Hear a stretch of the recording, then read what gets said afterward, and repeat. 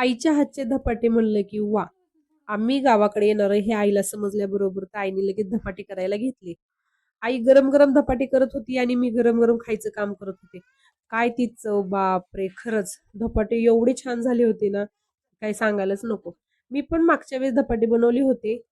चांगले झाले होते, पण ही आई एवढी नाही. धपाटे खाल्ले, तेवढ्यात आमचे अण्णा आले. माझ्या बहिणीने एक धपाटं मागितलं तर अण्णाने अर्ध दिलं.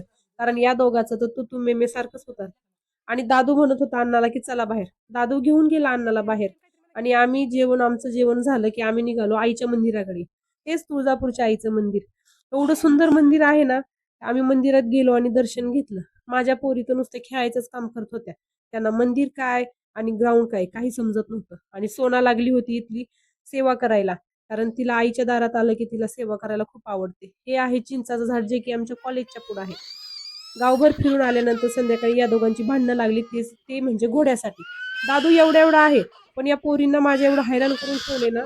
खरंच आरू तर एवढी रडायला लागली की काही सांगायलाच नको.